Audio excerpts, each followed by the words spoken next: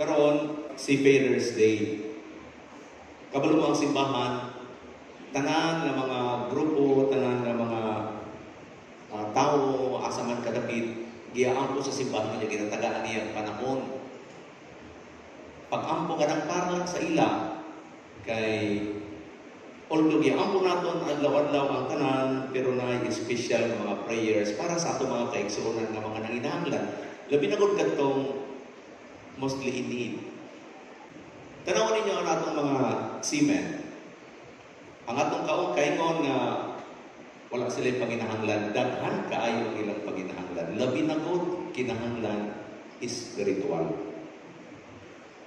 Many times tuwa sila sa dagat, sabot na sa dagat, walay simba-simba. Walay signal. Maski gusto nila magsimba, dili makasimba.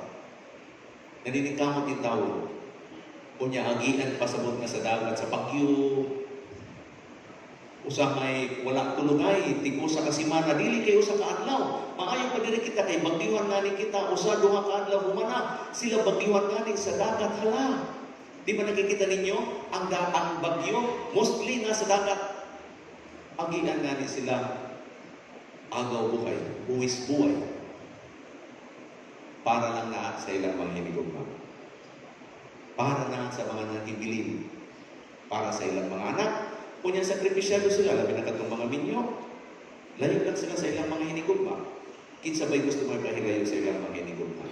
Pero sila nagsasakripisyo, nihinig-tanan. Kunya, itatanaw kini sa simbahan. Kay sila po atong mga kaigsuunan na naay panginahanglan. Mao nga karong adlaw, giampo nato silang tanan. Apil pa sa ilang mga sakripisyo sa dagat. Ambot kung nakakasabot mo niani, katong mga pirata. Naakit tayo mga seaman na gidudukot, gikidnap sa mga pirata para lang makuha ang karga sa ilang mga barko. Wala man to sila salat, nagtiteror man to sila pagtrabaho, pero nagiging biktima sa terorismo, biktima sa panlupig,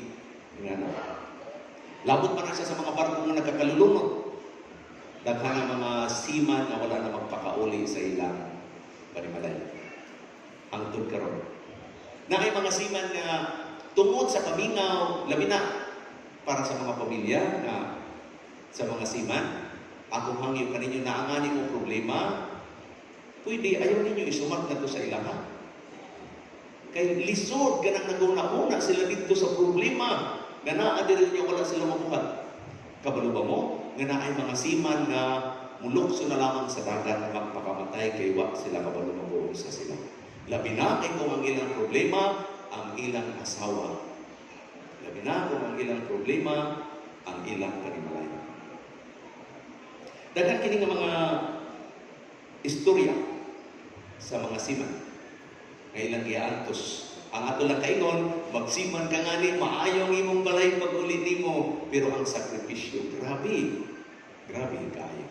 Mao nga ang simbahan naghimo ko sa kaadlaw para kanila.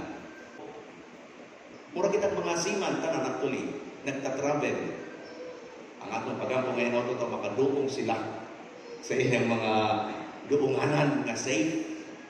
Tingnan na po, kita hinaabot na sa atong papamanagtong karoon na makaduong po kita nga sa gingharian sa Diyos kasi. Kunya, dahil nakatong mga paglakaw na ay mga daghan nga mga kaulangan. Along the way, mga obstacles. Mao nga para sa atong mga seafarers, ang pagampo sa simbahan, uban kaninyo. Kadto mga nagretire, ang among pagsaludo kaninyong tanan sa inyong sakripisyo para sa inyong mga hinigugma sa kinabuhi, kadtong nagpapadayon sa pagsakripisyo, o kadtong mga naka-aspire, dili ka masasayo kung gugma ang imo puunahon. Karon kay adlaw man sa mga seafarers, na ay mga seaman nga naa diri karon.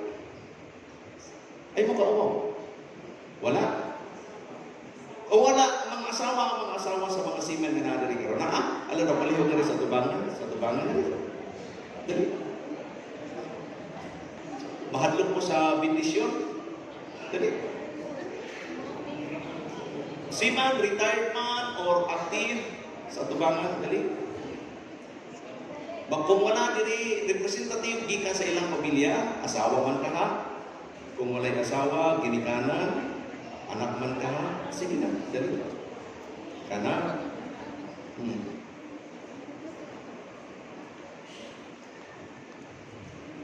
Gusto ko man ihatag ang bendisyon para sa inyong kapamilya, sa inyong mga hinigugma. Wala man sila diri kay tuwa pa man, din kamo ang mudawa sa bendisyon para sa atong mga seaman. Karon kay adlaw Manila, tawagin ninyo. Ignaa, salamat sa inyong pagigugma kanamo, salamat sa inyong mga sakripisyo. Ang simbahan nagaampo para kaninyo maging safe punta kamo sa inyong mga paglakaw. O importante makauli kamo. Nga bugos ang lawas. Mauray ang mas importante nga giampo.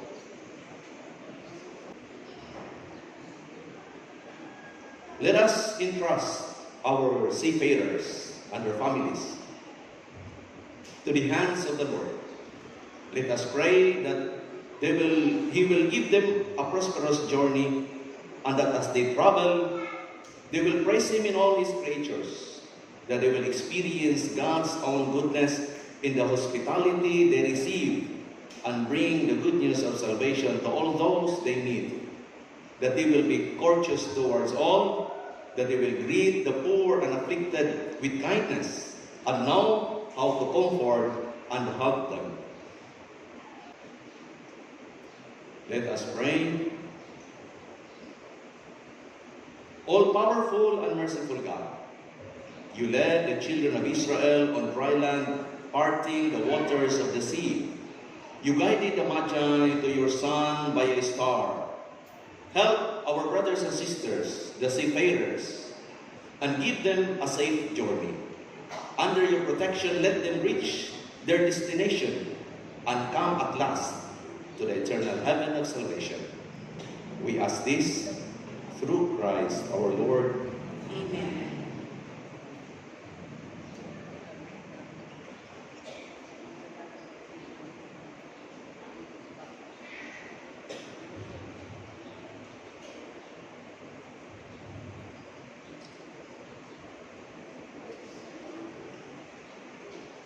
Pakpakan na to ang atong mga